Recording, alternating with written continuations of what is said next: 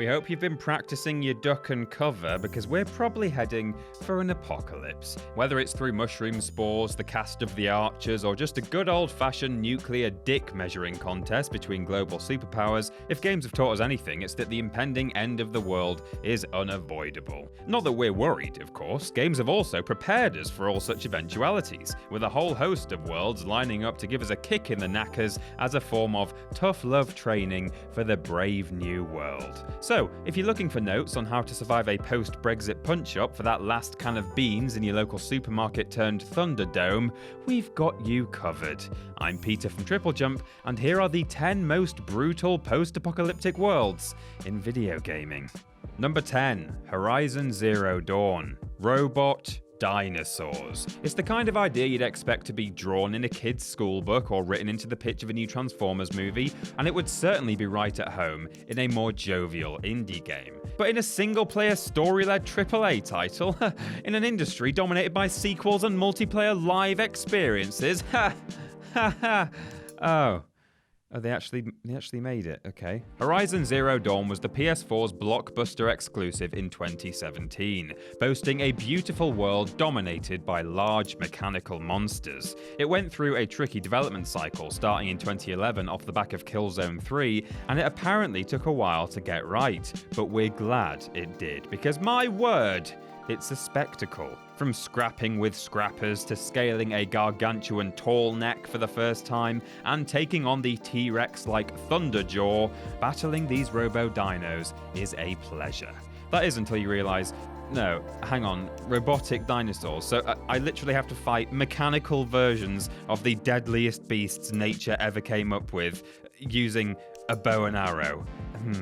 I might stay in this long grass for now. Number 9, the Metro series. Anyone who's had to battle through the London Underground at peak hours will agree that metro systems are a dog-eat-dog world, and 4A Games' public transport simulator Metro follows the struggles of a Russian commuter in his quest to get to work on time.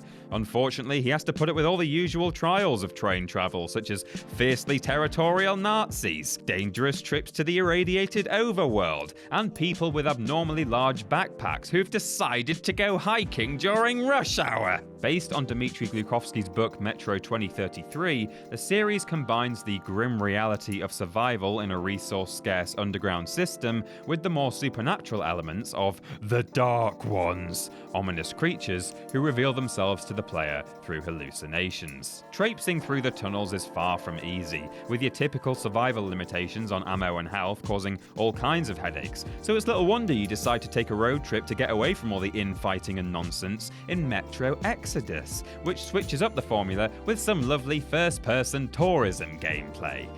And more shooting things in the face. Actually, yeah, it's mostly the second thing. Number 8, BIOSHOCK. Is a man not entitled to a relaxing bit of golf without hooligans storming into his office? We'd argue yes, but then again, in the BioShock world, we don't always have the luxury of doing what we'd like. In 2007, 2K Games wowed us with this wonderful underwater utopia gone to ruin, and a powerful narrative that taught us to be wary of Irish fellows telling us to do violent things, even if he asks kindly. The city of Rapture, built by golfing and capitalism enthusiast Andrew Ryan, was meant to be a briny haven for society's elite, away from silly foibles like religious dogma, government control, and morality. But like many best-laid plans, it all went a bit wrong. Experiments with gene splicing turned the populace into mask-wearing nutjobs, whispering sweet nothings to a gun in a baby carriage. Not a good sign. And then there were the demented little sisters, carrying around oversized needles and talking about Mr. Bubbles, who is categorically one of the least bubbly people I've ever met. Truly, the melancholy atmosphere and savage survival elements of Rapture have left an indelible imprint on our memories and serve as an important reminder reminder that it's not always better down where it's wetter.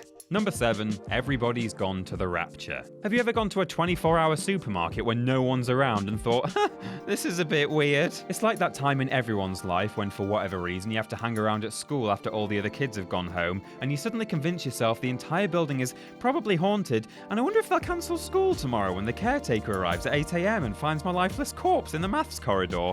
Well, this game's a bit like that, only creepier. Set in a quaint rural English village, this hauntingly deserted locale is less Emmerdale and more I Am Legend as you search for clues as to where the bloody hell everyone's gone. Spoiler alert, they've gone to Rapture, probably for a round of golf with Andrew Ryan. However, this narrative-driven experience is a refreshing change from the typical shoot and loot formula of many post-apocalyptic game worlds. Battling through such high-octane gameplay as walking around, opening doors, and eavesdropping on fireflies, you'll untangle the mystery through these mystical floating lights, which offer a glimpse into the inhabitants' lives shortly before the event. The setting is especially eerie for British players, simply for how close to home it hits. Everything from the please drive carefully sign to the phone boxes and ye olde pub aesthetic adds to the surreal atmosphere in a title that shows just how far gaming has come as a legitimate art form and serious narrative medium.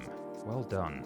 Number 6, Yoshi's Woolly World. Oh, a wildcard entry, not seen one of these in a while. The lovely knitted aesthetic of Yoshi's Woolly World may look all happy-go-lucky, but beneath the surface, there's a dark, terrible secret. These poor innocent Yoshis have fallen victim to fluffy, woolly genocide at the hands of Magikupa Kamek, aka Evil Incarnate. In a bid to curry favour with his master, Baby Bowser, the little sod turned all the natives of Yoshi's Island into bundles of yarn, undoubtedly to use in some nefarious arts and crafts project. It's up to the survivors to make their way through the woolen wasteland to avenge their fallen brethren, pushing their wits, grits, and resourcefulness to the very limit. I mean, one of our heroes even makes the ultimate sacrifice, mutilating himself in a wool spool in order to springboard across to the next island. Oh god, it looks so painful. But that's how focused they are on vengeance. It's basically John Wick, if it was directed by your nan's knitting club. Number 5, Sunless Sea. London. It's dark, cold, smelly, and teeming with eldritch sea creatures. And that's just pre-apocalypse. Oh, that was a really obvious gag. In the world of indie roguelike Sunless Sea, London has fallen through the earth, probably under the weight of all those corporate fat cats and street food startups, and it's ended up in the Undersea, a vast, imposing underground ocean, because that's definitely how science works, and I won't hear another word said. Life down here is difficult. The game warns you as much upon starting, with the words, "Your first captain will probably die." Nothing like an encouraging speech to kickstart your game, is there? But to be fair, they're right, in all likelihood. The game's unforgiving world offers such goodies as plague colonies, mysterious serpent ports, and literal hell factories. And that's if you can survive through Sunless Sea's biggest test. Pages upon pages of text. The game takes great pleasure in expanding upon the universe set out by its predecessor, the browser game Fallen London. Bag yourself a travel card and Sunless Sea becomes an explorer's dream, with plenty of rich lore and delightfully weird stories to discover under the Z. God, that's 2 references to that song in a single video. Can we give this writer a promotion, please? Number 4, The Legend of Zelda: Breath of the Wild. Nintendo isn't typically associated with dystopian wastelands, outside of Yoshi's Woolly World, of course, but the long-suffering residents of Hyrule would beg to differ, considering the amount of times Ganon has popped up to royally screw with the place. Across its long timeline, the world has seen biblical flooding, angry moons crashing into the planet, and general zombified desolation. Breath of the Wild takes the franchise in a notably different direction, however, introducing basic survival elements like food and weather conditions, along with open-world freedom and minimal guidance, only adding to the rather lonely feeling of exploring a desolate landscape. The blood moons don't exactly scream functioning civilization either. And throughout your story, you'll learn about how Mr. Floaty Cloud Ganon brought ruin upon a once flourishing land. Or you can skip all that and just rush straight to the endgame to smack down Calamity Jane with your mighty 3 hearts. Up to you, really. Number 3, Fallout. War. War never changes. Well, sorry to burst your bubble there, Mr. Perlman, but we don't remember fighting disgusting bloatflies, commie-hating robots, and giant bloody death lizards before the bombs dropped. The Fallout series has been treating us for over 20 years now to never-changing wasteland war, and the lovely tourist sites that go with it, featuring such bustling attractions as Washington, D.C., now with 25% more rubble, the Oasis, 'cause after all, you're my Wonderwall, and everyone's favourite beverage-themed amusement park, Duff Gardens. While earlier games had some pretty unforgiving features, reminders to never start an Intelligence 1 character that is literally too stupid to speak, the later FPS games lightened the tone a bit. Not to say they were a walk in the park, with the likes of New Vegas' Survivor mode adding some spice to the dish, and let's not forget Bethesda's continued commitment to post-apocalyptic suffering with the painful nightmare of the Fallout 76 launch. We've probably ragged on that game enough now, actually, I think. Number 2, S.T.A.L.K.E.R, Shadow of Chernobyl. More proof that the former USSR is prime real estate for nuclear adventures, S.T.A.L.K.E.R,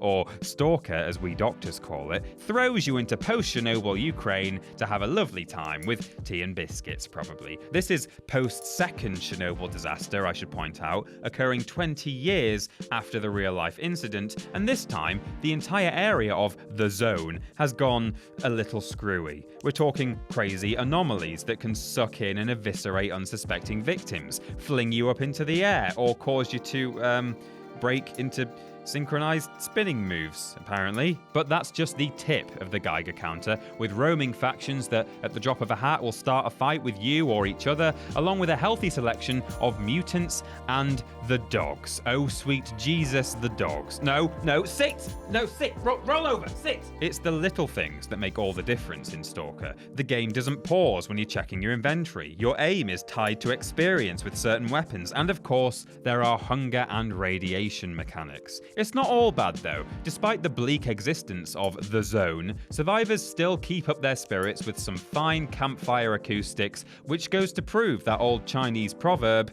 the apocalypse always brings out the sweetest guitar riffs. And number 1, The Last of Us. With a disturbingly brutal environment accompanied by the iconic somber soundtrack and emotional rollercoaster of a story, Shut Up, You're Crying, The Last of Us had quite the impact on the gaming industry. But most importantly, it taught us that strange fungus is not your friend, okay? Helping undo years of disgusting pro-mushroom propaganda led by a certain Italian plumber, this game was effectively the kind of mentally scarring PSA that hasn't been seen since the 70s. Oh god, I don't like it. Far from making humanity bigger or faster, this parasitic cordyceps fungus infected around 60% of the United States during the pandemic, mutating the host's brain structure and turning them into, well, mushroom zombies. What's even more terrifying though is that this not-so-fun guy is inspired by real life. Certain species of cordyceps infect ants or tarantulas, attacking the nervous system and turning them into a puppet at the whim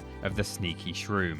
In a harsh world verging on Black Mirror levels of uncomfortably plausible, nasty encounters with not only the infected, but other survivors make for some startling moments. The Last of Us nails the best parts of post-apocalyptic storytelling, shining a light on the darker side of humanity pushed to the brink of survival. Humans, eh? Can't be trusted. In fact, if there ever is an apocalypse, let's just hope we all go out together. But there you have it, just in case you do survive the bomb drop, some lovely post-disaster training simulators to help ease you into the end times, without the shame of drinking from a toilet. Let us know in the comments if there are any brutal wasteland worlds we've missed. You can follow myself and TripleJump on the pre-war social medias here, and if you have any spare old world money, why not check out our Patreon? Finally, don't forget to like the video, share it with your friends, and subscribe to the channel. I'm Peter from TripleJump, and thanks for watching.